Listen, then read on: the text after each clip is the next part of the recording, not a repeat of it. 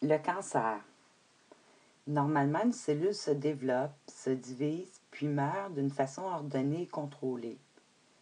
Par contre, dans le cas du cancer, celui-ci se forme lorsque ces étapes normales de la vie d'une cellule commencent à se faire de façon désordonnée et non contrôlée. Ces cellules anormales envahissent, puis détruisent ensuite les tissus normaux. Elles ont aussi la capacité de se propager à d'autres parties du corps et de former ce que l'on appelle des métastases. Chaque cancer se présente différemment. Face aux nombreux types de cancers, une multitude de symptômes associés peuvent être présents. Heureusement, la plupart de ces symptômes sont habituellement causés par une condition moins sérieuse.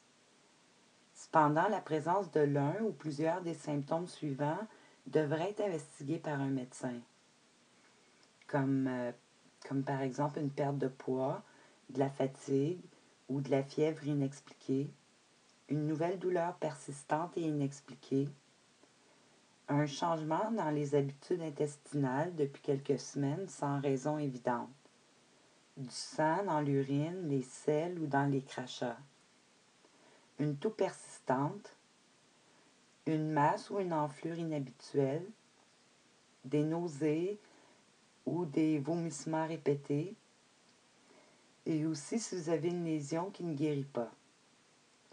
De nombreux facteurs de risque semblent interagir de façon complexe dans l'apparition et la croissance de la plupart des cancers. Certains facteurs de risque tels que l'âge, l'hérédité et une histoire familiale de cancer ne sont pas modifiables.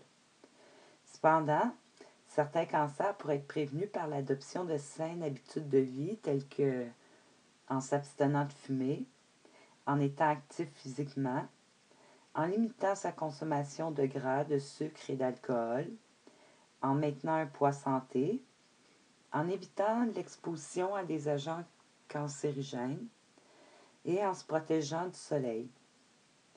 Si vous avez observé des changements inexpliqués dans votre état de santé ou l'un ou plusieurs des symptômes que je viens d'énumérer, alors il est recommandé de consulter votre médecin.